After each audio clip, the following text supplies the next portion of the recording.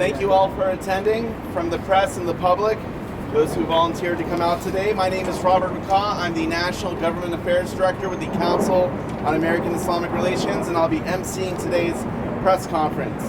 Today marks the one-year anniversary of Jamal Khashoggi's murder in the Saudi Arabian consulate in Turkey, in Istanbul.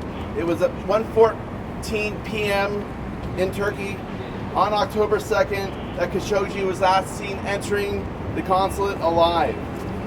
In November 2018, the Washington Post reported that the CIA had concluded Saudi Crown Prince Mohammed bin Salman ordered the assassination of Khashoggi with high confidence. Khashoggi's murder continues to impact the press freedoms and human rights in Saudi Arabia and impact the state of U.S.-Saudi relations. We will first hear from our speakers, and then we will open up for a Q&A from the press, followed by one-on-one availability to the media. I'm joined here today by Code Pink co-founder Medea Benjamin, American Muslims for Palestine National Policy Director Osama Abu-Shaid, Nonviolence International Human Rights Attorney Jonathan Katab, and Hassan Al-Taib, Middle East Policy Lead at the Friends Committee on National Legislation. I want to open this moment with a moment of silence for Jamal Khashoggi.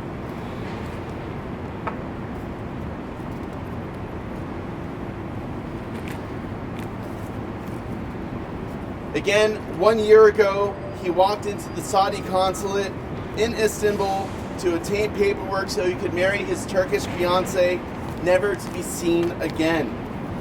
On the anniversary of his murder, we are a reminder to the world, to the United States and to Saudi Arabia, that we have not yet achieved justice for Jamal. And we are prepared to fight this official indifference and silence with our courage and action. Khashoggi was a man who was a reporter, a rights activist, who believed in the freedom of people, the press, and in calling for accountability and reform in Saudi Arabia and the Middle East. He's now a martyr for the cause of free speech and reform in the Middle East and around the world. President Trump's willful indifference to the murder of an American resident by a U.S. ally is a shameful reminder that some in power will always choose economic opportunity, the sale of arms and oil, over human life and freedom. We now know an assassination team was dispatched by Saudi Crown Prince Mohammed bin Salman, the de facto ruler of Saudi Arabia, to lay in wait in the consulates, where he was lured under false pretenses and assaulted, tortured, brutally murdered, and dissolved in acid to hide that crime. His last words captured on audio were, "I cannot breathe." He was butchered alive. Last October, the UN Special Rapporteur Agnes Callamard determined Khashoggi was a victim of deliberate, premeditated execution and extrajudicial killing for which the state of Saudi Arabia is responsible under international law. Turkish intelligence and the CIA both concluded with high confidence that Khashoggi's murder was ordered by Crown Prince Mohammed bin Salman. In opposition to the White House, the United States Senate has unanimously passed a resolution that held MBS responsible for the death of Khashoggi. In the U.S. House of Representatives, the bipartisan Saudi Arabia Human Rights and Accountability Act of 2019 was also added as an amendment to the 2020 National Defense Authorization Act. That is now something the Senate needs to agree to in conference committee. This amendment would order the administration to submit to Congress a public report presenting all relevant evidence, a full list of those who are believed to be involved in Khashoggi's murder, and to slap visa restrictions on those involved. These sanctions can only be lifted when Saudi authorities stop the torture and imprisonment of women's rights activists. Accountability is achievable. It's this administration, President Trump, who delays and denies justice. I have two goals within the next year that we can achieve justice for Jamal. As a permanent reminder, Sorry, I'm allergic to bees. I now have 2 goals in the next year to achieve justice for Jamal. That we demand accountability from the government and we get that report, and that we hold MBS accountable, and that we also have this street where we stand here now renamed Khashoggi Way as a reminder to the Saudi government that you can kill the messenger, but you cannot kill his message. With that, speaking next is Medea Benjamin, co-founder of Code Pink. Thank you. It's a sad occasion coming together to remember the gruesome murder of Jamal Khashoggi. But I think it's important we also take a moment to just look at this place and think of it for what it is, which is a place of evil. Saudi Arabia, the government of Saudi Arabia, is an evil government. Mohammed bin Salman, who was celebrated 2 years ago when he came to the United States and was feted by our officials in Congress, in the White House, in the business world, as a reformer, he is an evil man who belongs in The Hague. And I think justice for Jamal Khashoggi will be when Mohammed bin Salman is being tried for the crimes that he has committed, including the war crimes in Yemen that he is committing on a daily basis. I also think it's horrible that President Trump, instead of distancing himself from Mohammed bin Salman, has tightened the embrace in the last year. And this is a year not only after the grisly murder, but a year in which he has thrown women activists into prison and tortured them. A year in which human rights lawyers have been thrown into prison. A year in which anybody who dissents against his repressive rule has been thrown into prison. And Donald Trump has not only vetoed the bills that we have helped to send to Congress to say no more support for the Saudi war in Yemen, but he has also helped to rehabilitate Mohammed bin Salman on the world stage. So I am here today as a representative of Code Pink to announce an increase that we will do in a campaign to boycott Saudi Arabia. This includes putting pressure on businesses to stop their business deals with the Saudi regime. There is a gathering coming up at the end of October known as Davos in the Desert. It is said that Jared Kushner is going to be leading it with a delegation of U.S. businesses, including BlackRock, Citicorp, and other Wall Street firms. We are calling on these companies not to go to Davos in the desert. We are calling on the G20, who have said that their next meeting is going to be in Saudi Arabia. How horrible is that? They must not do their next meeting in Saudi Arabia. We are calling on the think tanks in Washington, D.C., on the Ivy League schools in this country to stop taking money, dirty money, blood money from the Saudi regime. We are calling on the PR firms who earn millions of dollars every month from trying to whitewash the crimes of this government to stop representing the Saudi regime. And we are calling on entertainers who are part of this whole cover-up to say Saudi Arabia is reforming. Look, we now have singers coming in and concerts. We call on those very entertainers to not go entertain in Saudi Arabia, to follow in the footsteps of Nicki Minaj, who said because of the repression against gay people, against women, and violations of human rights in general, she would not perform in Saudi Arabia. So this is a message to all of those out there who continue to take blood money from Saudi Arabia. The time has come to cut your ties with this bloody regime, and certainly a message for Donald Trump, while he himself is under the spotlight, to sever his ties with the bloody regime. And let's hope that next year we can come back and say the Crown Prince of Saudi Arabia is in The Hague. Thank you. Thank you, Medea. Next speaking is American Muslims for Palestine National Policy Director, Dr. Osama Abu Shared. Good afternoon.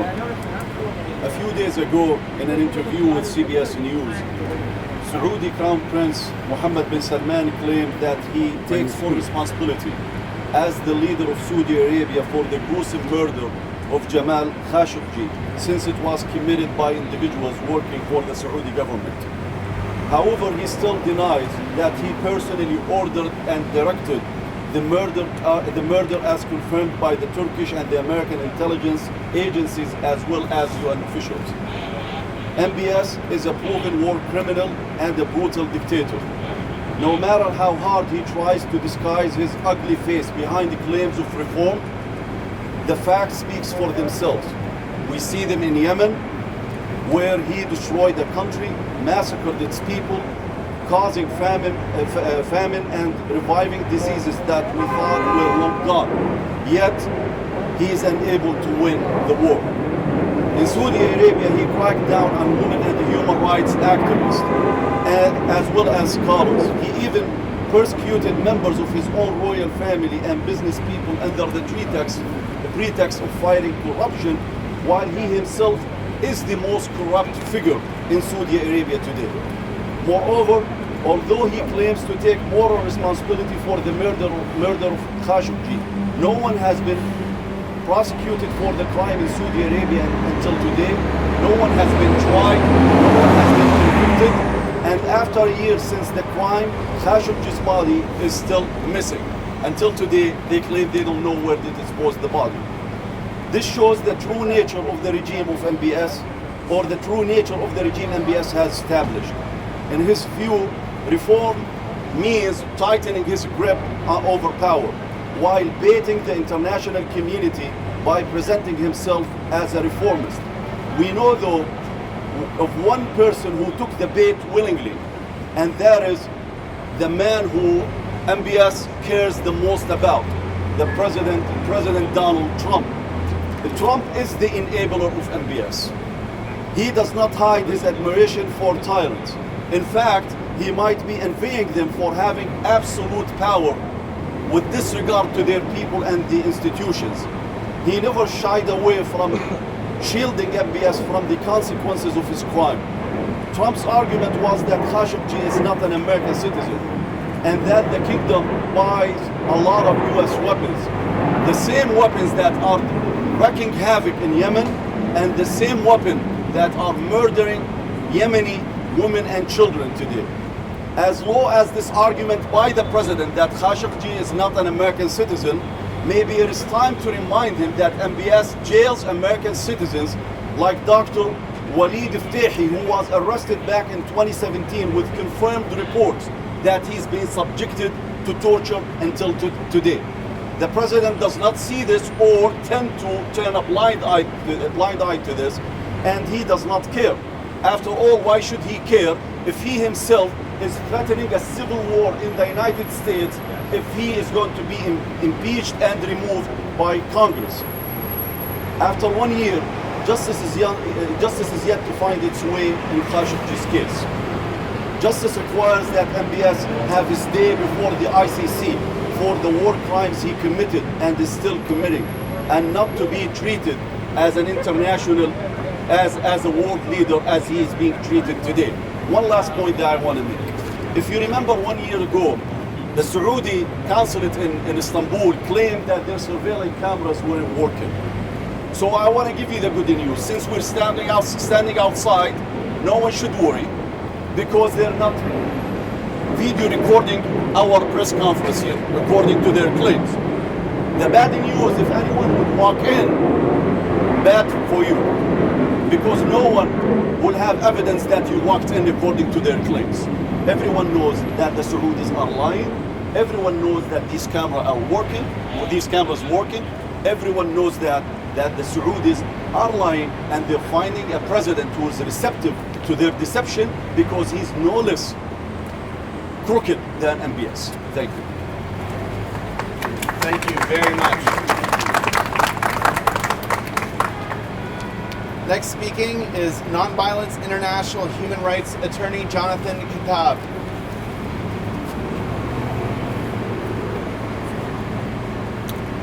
Thank you very much. We are gathered here on what is probably a very sad occasion, but it's also a very positive time for us to remember that the language, the values, the principles, and the institutions of human rights and international law are becoming stronger and stronger every day. Even the Saudi regime and the other Arab regimes openly talk as if they believe in reform, as if they believe in democracy, as if they believe in granting rights to everyone. Even the prince himself, the number one suspect in this gruesome crime, is willing to say openly that he is shocked by the crime that took place under his authority and that he is trying to prevent it from happening again and bringing those responsible for judgment. Now, this creates a paradox where people like us who believe in human rights and freedom seem to be winning precisely at the time when we seem to be losing and weak and defeated. We are not defeated. We are winning the battle for the hearts and minds of the entire world.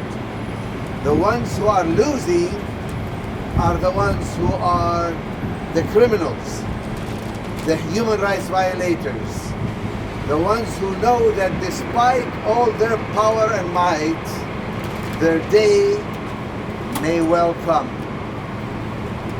Not only will history find them guilty, but they may even be actually brought to justice during their lifetime. This is really the good news that we must keep that hope alive.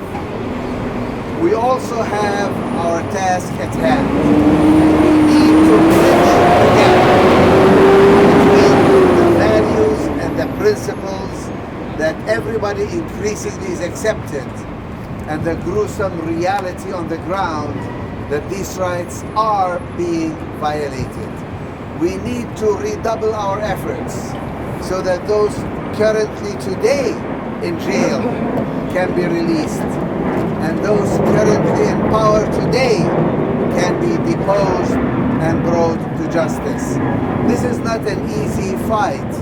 It's a continuing fight which we must fight with the weapons of light against the weapons of darkness and against the forces of darkness. This is where the press, this is where civil society institutions, this is where the courts and the lawyers and international law comes in. And this is where ordinary individuals can also participate through boycotts, as we heard, through divestment of corporations that are involved in this gruesome affair, and through sanctions against the criminals who are carrying out these actions. BDS are really tactics. They are weapons of light against the forces of darkness. So whoever the evil ones are and wherever the violations occur, whether it's in Saudi Arabia, in Palestine, in Kashmir, and everywhere, the universal human rights should be upheld and those who are violating them should be brought to justice. This is our job and that's what we must do. Thank you. Thank you. Next speaking, we have Hassan Al-Taif, Middle East Policy Lead at the Friends Committee on National Legislation. Thank you. Thanks. Thank you all for being here today.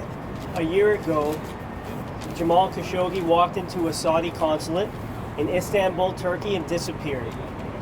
And over the past year, the official story from the Kingdom of Saudi Arabia changed more times than I can count. In a 60 Minutes interview over the weekend, though, Mohammed bin Salman said that he was responsible as the leader of Saudi Arabia, but at the same time, he denied having any involvement. How could I possibly keep track of 3 million people that work for our government? But anybody who knows anything about Saudi Arabia doesn't buy this story. The international community doesn't buy this story. The U.S. Senate does not buy this story. The story about Khashoggi uncovered another, often untold story in America. The story of the forgotten war in Yemen and U.S. participation in that war. And I think it's fair to say that Khashoggi's murder did what the death of over 100,000 Yemeni children under the age of 5 who died from hunger and disease could not do. That being getting the U.S. media and Americans to pay attention to human rights abuses by the Kingdom of Saudi Arabia, at home and abroad. The hypocritical nature of the mainstream coverage is especially painful for so many people up here and so many people out in the community, myself included, who've been for years trying to bring attention to the suffering of Yemeni men, women, and children. How many deaths will it take before investing in Saudi Arabia becomes a problem? Or human rights only matter when a prominent figure is the subject of this kind of brutality? For the past 5 years, the United States has backed the Saudi-UAE coalition's war in Yemen and have helped create the world's worst humanitarian crisis on the planet, leaving 14 million people on the brink of famine, 1.3 million cases of cholera. Saudi Arabia and the Emirates have blockaded the ports of Yemen, cutting off the flow of food, fuel, medicine, and clean water. They have done airstrikes on schools, hospitals, weddings. They've done airstrikes on economic and cultural infrastructure. They've been using starvation as a weapon and causing the collapse of the entire Yemeni economy, their healthcare and educational systems. Mohammed bin Salman has proven himself to be a ruthless dictator and monarch, not the progressive reformer that he tries to pretend that he is, and that so many people in the West have gone along with.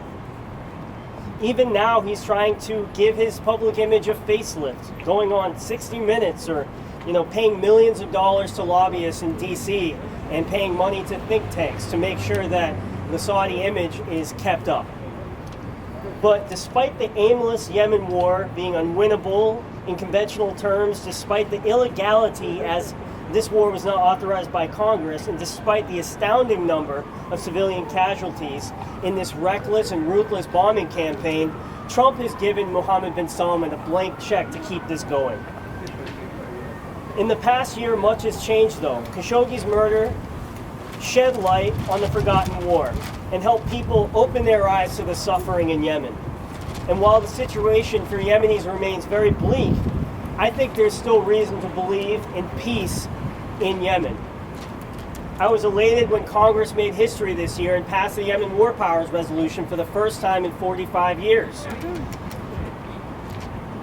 By invoking the War Powers Act, Congress put pressure on the Trump administration and by Saudi Arabia and the Emirates and the whole coalition to stop mid-air refueling of Saudi warplanes. It also helped bring the sides to the peace table and agree on a ceasefire in Hodeidah, Yemen's largest port and main supply line of aid to millions of people. And while that ceasefire is fragile, the suffering in Yemen remains catastrophic. I think that this effort by Congress and the activists you see here today has helped millions of Yemenis. But there's more to do. Despite Trump's veto of SJ Res 7 in April, Congress has another historic opportunity in the National Defense Authorization Act through House-Senate joint conference negotiations. There's legislation in there that could cut off all weapons sales, end logistical support to the coalition, and stop spare parts transfers to the coalition.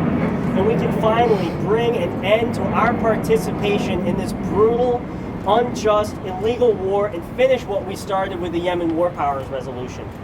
Congress has the power to end our complicity, and they must use that power to end this war and bring an end to the war in Yemen and to bring justice to Jamal Khashoggi. Thank you.